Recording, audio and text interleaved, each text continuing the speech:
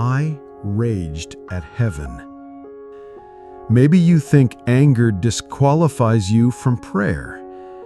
Maybe you've been told that good Christians don't scream at God, don't shake their fists at heaven, don't feel the burning rage that comes when life strips everything away and leaves you bleeding in the dark. But what if I told you that your rage might be the most honest prayer you've ever prayed? What if the fire in your chest isn't blasphemy, but the desperate cry of a soul that still believes God is listening? Tonight, we're not praying pretty prayers. Tonight, we're bringing our rage to the throne room of heaven. We're naming the fury that lives in the space between what we expected from God and what we received instead. This is for everyone who has ever felt abandoned by the very God they were told would never leave them.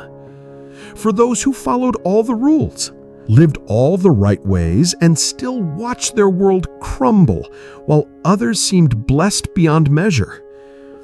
This is for the ones whose prayers feel like screaming into an empty void. I know this rage because I've lived it. I've stood in hospital rooms where machines kept time with a dying heartbeat, and I've whispered through gritted teeth, "Where are you?" I've knelt beside graves of people who deserved more time, more healing, more mercy, and I've felt the volcanic anger rise from somewhere deeper than my bones. Not just sadness, not just grief, pure molten rage at a God who could have intervened and didn't. Maybe your rage came wrapped in different pain. Maybe it was the betrayal that shattered your marriage while you prayed desperately for restoration. Maybe it was the job you lost despite your faithfulness, the child who walked away from everything you taught them, the diagnosis that arrived on an ordinary Tuesday and changed everything forever. Or maybe your rage is quieter, but no less devastating. Maybe it's the slow burn of watching other people receive the breakthrough you've begged for. Maybe it's the exhaustion of being strong for everyone else while your own prayers seem to bounce off heaven's ceiling like stones thrown at bulletproof glass. Whatever brought you to this moment of holy anger, know this: you are not alone in it, and you are not wrong to feel it. So, let's bring it to Him. All of it. The rage, the questions, the accusations that we've whispered in our darkest moments. Jesus, here I am again. Not with folded hands and a peaceful heart. Not with the kind of faith that makes other people nod and smile. I'm here with fire in my chest and questions that taste like metal in my mouth. I'm here because I'm furious. I'm furious that you let me believe that following you meant protection from the worst kinds of pain. I'm furious that I trusted you with my most precious dreams and watched them die slow, agonizing deaths while I prayed and fasted and believed and waited. I'm furious that other people seem to get their miracles while I get lessons in endurance. I'm furious that my faithfulness feels like it's being rewarded with more tests, more trials, more opportunities to prove that I'll keep believing even when belief feels like swallowing glass. Where were you? Where were you when I needed you most? Not philosophically, not theologically, practically, desperately, specifically, where were you? And why does my anger feel like such a betrayal when the Psalms are full of David screaming at you? Why does my rage feel like sin when Job cursed the day he was born and you called him blameless? But here's what terrifies me more than my anger, Jesus. What terrifies me is that underneath this rage, I still love you. What terrifies me is that even in my fury, I can't walk away. What terrifies me is that this anger itself proves that I still believe you're real, you're listening, you're capable of response. Because you can't rage at someone who doesn't exist.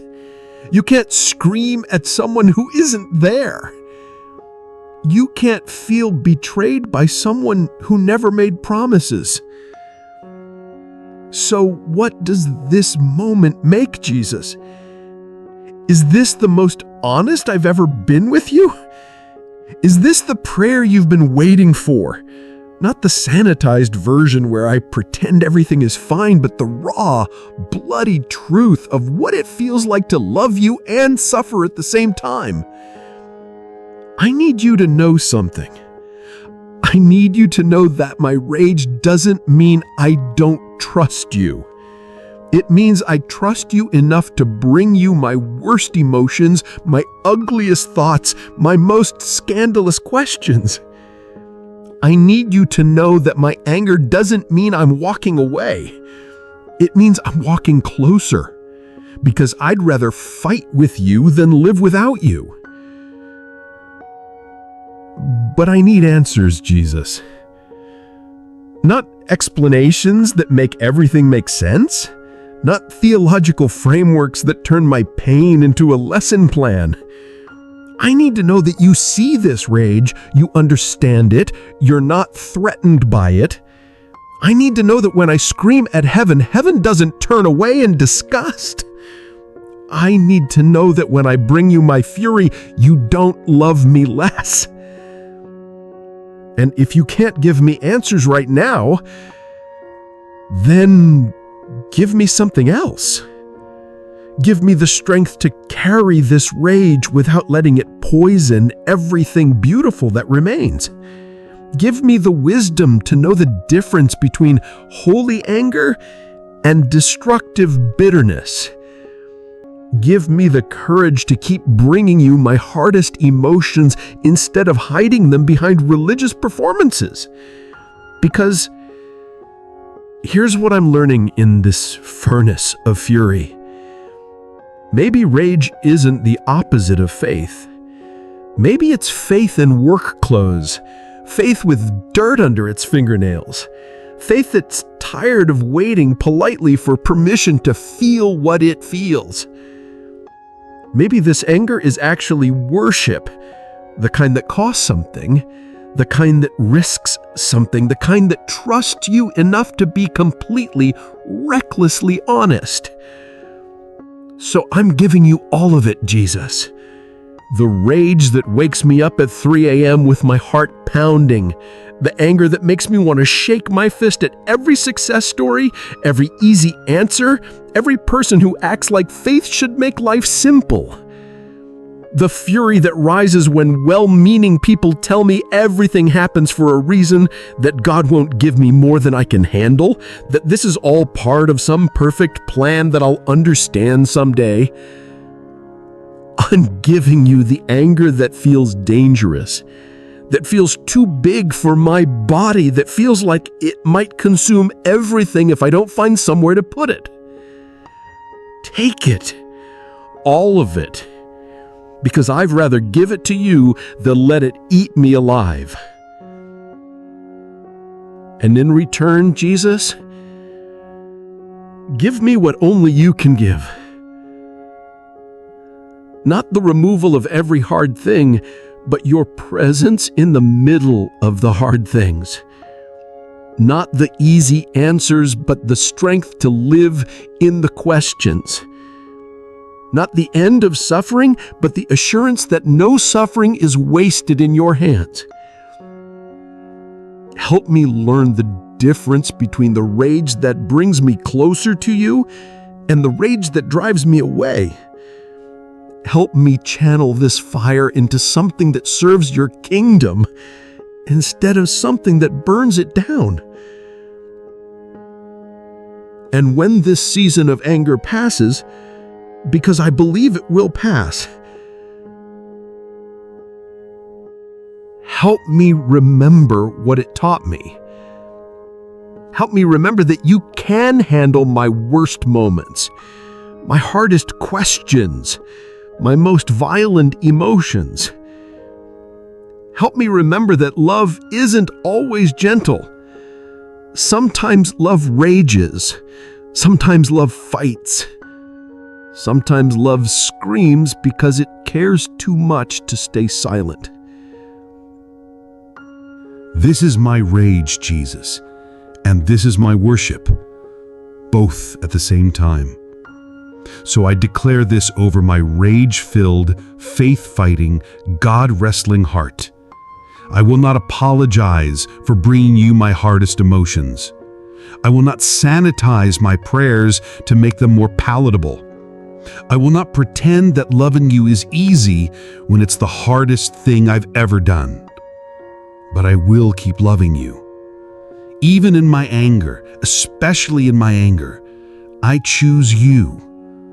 I choose to believe that you are big enough for my rage, patient enough for my questions, and loving enough to meet me in the middle of my fury with grace that doesn't make sense.